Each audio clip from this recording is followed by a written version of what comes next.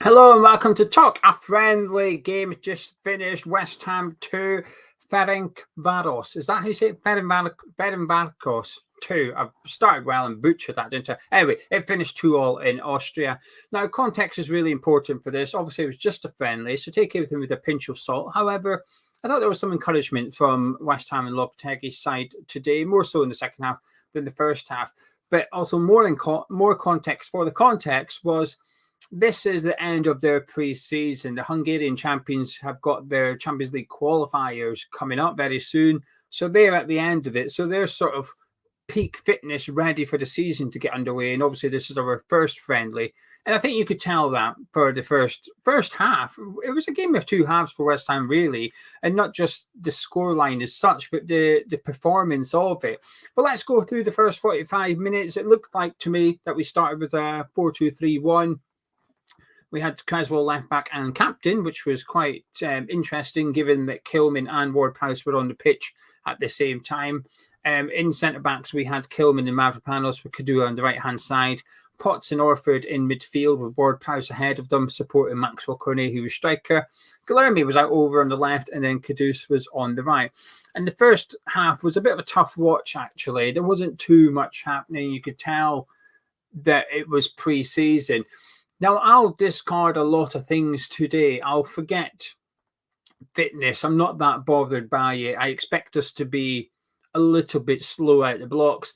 Sloppy passing, there was plenty of it from us. A lot of the players guilty.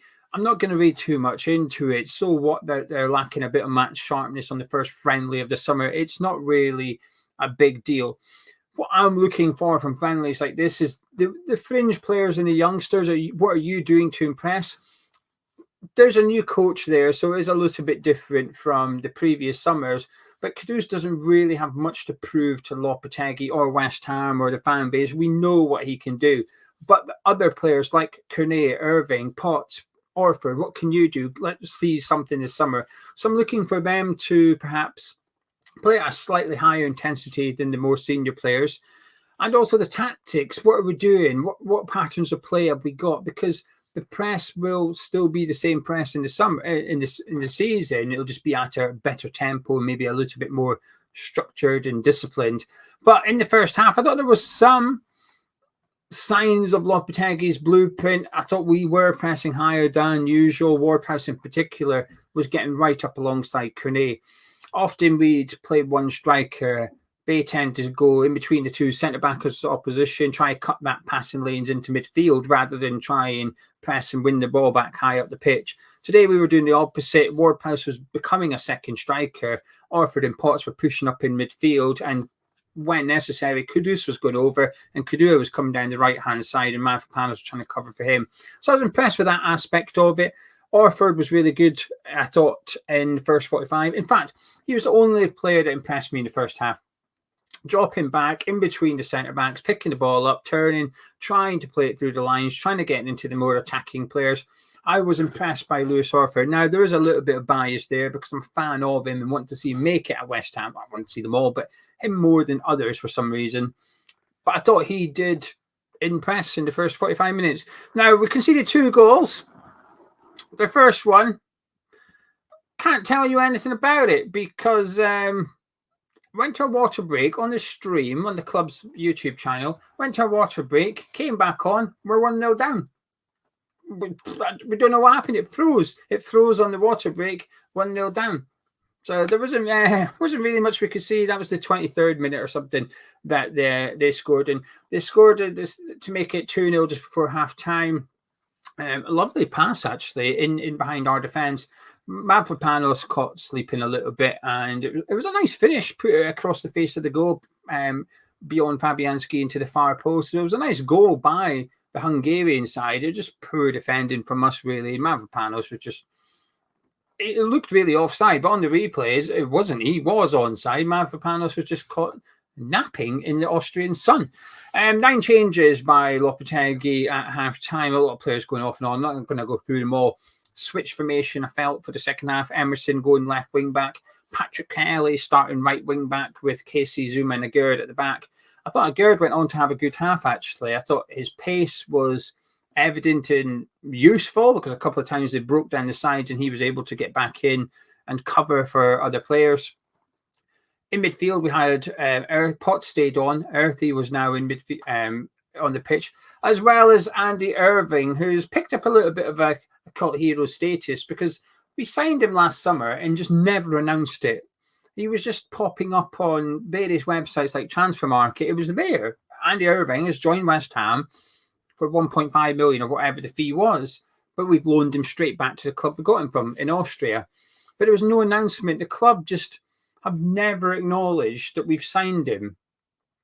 And then he obviously went on loan, had a good season. He's come back, and again, the club still have not announced him. He's just appeared in all the pre-season photos and videos. He's just there. And there's one photo where all the players are around him, they're having a laugh and stuff. So it looks like he's fitted in pretty quickly. But the club have just not acknowledged him, really. There's no announcement that we've signed him, but now he's participating for us and ended up going on to get an assist. But the second half was much better from West Ham. I thought we were passing it a lot quicker. The tempo was a lot higher. I thought the press was a lot more aggressive. The experienced players in the first half, I don't think, played that well. You know, Ward-Prowse and Kudus, they were running around in that, but I didn't really think they were doing too much. You know, Creswell looked a bit slow, but in the second half, the senior players like Aguerd and Emerson, I thought they looked all right actually. It was almost like they had a rocket at halftime. That Lopetegui perhaps wasn't keen on how laid back we were in the first half, and while it is only a friendly, it was more training than match kind of tempo in the first 45, but the second 45 I thought we ramped it up a little bit.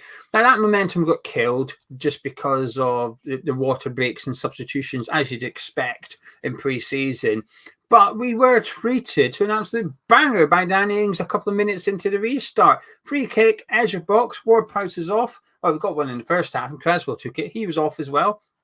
Danny Ings stepped up and just curled into the top corner. No problem. So now we've got a new free kick taker. Danny Ings is in town. The game continued. There wasn't anything too much. The one thing I was encouraged by in the second half was we were inviting the press. I didn't really see it in the first half. The first half, I felt I was more impressed by Orford picking the ball up out the defence.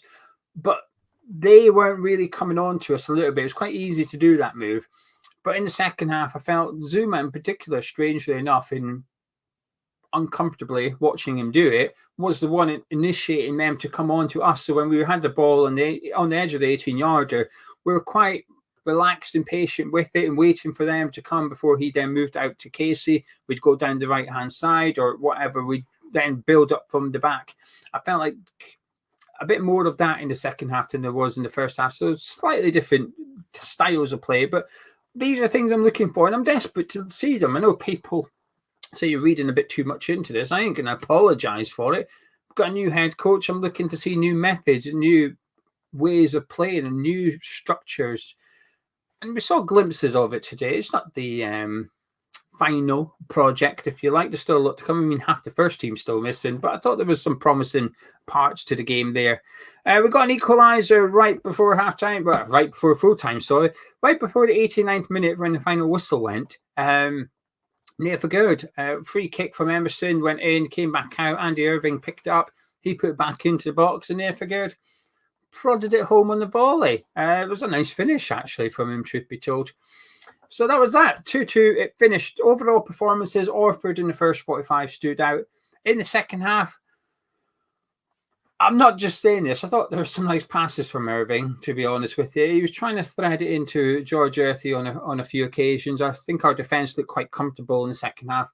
Saying that, they did hit the bar, and Foderingham made a really good save. He came on at half-time. He made a good save in the second half. Danny Ings missed a really good chance, though. You know, the free kick was excellent, but I'm wanting my striker to score goals in open play rather than set pieces in pre-season. George Earthy flicked a nice little ball through to him, and he was sort of to the left of the goal, but he was unmarked, and he had time to control it, and he picked his spot, went near post instead of the far post, and it worked on a keeper. The keeper fell to the ground going to the far end. He expected Ings to open his body up, but he didn't. He goes front post. It hits the post and goes wide. You could say it was unlucky, but a striker like that with that much experience and ability, I'm wanting him to hit the net. And I know it's only pre-season, but like I said, I'll discard fitness and lack of running. But chances like that, I want to see them hitting the back of the net. I want a bit of confidence and momentum from him. He did okay when he came on, Danny. He did fine, and he was more involved than Cornet. I thought he struggled a little bit. Was striker in the first half, lone striker. Didn't really get involved too much. There wasn't too much play to write home about. I was looking forward to seeing Guilherme. Obviously, don't know what to expect from him. Started out on the left and he played the first half, then came off at half time. Not really, didn't really see too much of him. A few nice touches and half-hearted dribbles. At one point, he sort of flicked it 6-7 yards in front of him and took off after. I thought, here we go, we're racing a bit of a Caduce dribble. And we've been told by those that watch South American football that this is what he does. He is a really good dribbler. But he sort of retrieved the ball and just put the brakes on and passed it backwards, which is fine. But at the same time, I don't know. In a game that was lacking entertainment in the first half, I was just wanting a bit of something. Somebody taking a player on would have been nice, but that didn't come. So there was... My opinion on our new signing has not altered. I knew nothing about him before the game. I feel like I still know nothing about him, despite having watched him for 45 minutes. But despite it being 2-2, an uneventful game. There wasn't too much to speak about, nothing to be concerned about, nothing to be getting too excited about. Some good performances from individual players, and it's a good start to pre-season. I'm looking forward to see us ramp it up bit by bit as pre-season goes on. And this is why I don't like us playing Premier League teams, because it's always going to be a bit too friendly-esque, I think. But I was impressed by what we did in the second half. I'm trying to think if there's any players I've missed out. You know, the likes of Marshall and Moore came on, didn't really do anything of note to talk about. I think Freddie Potts played the most minutes out of anybody. Trying to think. Yeah, I think he did actually, because I think Kadua went off before Freddie Potts did. So he did. Potts played the most minutes. I thought he had a good game in midfield actually, but it's hard to sort of know if you can read too much into it, given who we're playing and the context around the game as well. So anyway, it finished 2-2. It'll be interesting to see what Lopetegui has to say, because I want to know if he's impressed or if he was a bit disappointed with what he's seen. What's his take on today's game? What was he expecting from the players involved, and did he get what he was hoping for? So I'm intrigued to see what the manager's got to say off the back of that one. Anyway, so there you go. That's it. Finished 2-2. Davis thought Guilherme looked good on the ball, some decent passing. He didn't lose the ball or anything. I just thought it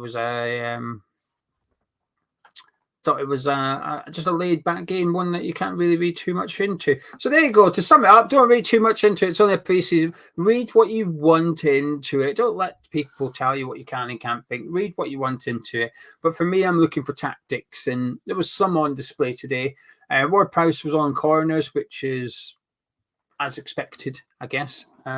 But there you go. Right, I'm going to shut up and disappear. If you've enjoyed this review, please do drop a like on it by clicking thumbs up. Subscribe if you're new to Hammers Chat. I'll be back tomorrow where we'll be discussing, well, it could be transfers because Flynn Downs is away to Southampton, or there's a couple of other little topics as well I'm looking forward to discussing this week. And I'll be back on Wednesday or Thursday with my podcast with Frankie talking all things West Ham. Thank you very much, and I'll catch you in the next video.